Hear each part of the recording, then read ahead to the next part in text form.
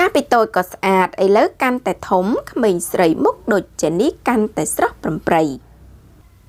Mình sợi Ilagro chôn chiết American ban là bay là bàn khẩn nông năm pi bọn đập bầm bay nở bể đầy vía trả tới ban kê pro cả tha niếng nhẹ hạt cả nơi political white chi entertainment trả đã thật nữ bột sầm pon the black label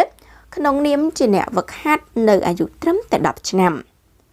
Giang Nam mình sợi chôn chiết Los Angeles, California ទទួលបានការចាប់អារម្មណ៍យ៉ាងឆាប់រហ័សសម្រាប់ទេពកោសល្យជាច្រើនរបស់នាងនិងដោយសាររូបនាងមានភាពស្រដៀងទៅនឹងតារាចម្រៀង Jennie សមាជិក Blackpink ចាមែនតើទៅវាមានរយៈពេល4ឆ្នាំហើយចាចាប់តាំងពី Ila ចាប់បានចូលរួមជាមួយនឹង The Black Label ក្នុងនាមជាសិក្ខាកាមហើយអ្នកនិយមលេងអ៊ីនធឺណិតនៅលើបណ្ដាញសង្គមចាបណ្ដាញសហគមន៍អនឡាញដ៏ពេញនិយមរបស់កូរ៉េថ្មីចាគឺថ្មីនេះមានការងឿងឆ្ងល់តើរូបនាងចាបាត់ទៅណាហើយ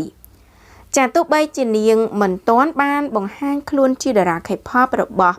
នាងក៏ដោយចាក៏សិក្ខាកាមដែលមានទេពកោសល្យរូបនេះ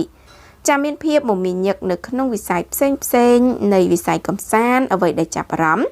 ចារូបនាងបានធំធាត់ចាវ័យជំទង់មើលទៅតាក់ទាញកាន់តែស្រស់ជាងមុនត្រូវបានគេចែកចាយនៅលើបណ្ដាញសង្គមចាទៅនឹងសម្រស់ថ្មីរបស់ Ilagro ចាគួររំលឹកផងដែរថា Ilagro ចាកើតនៅក្នុងទីក្រុង Los Angeles Los Angeles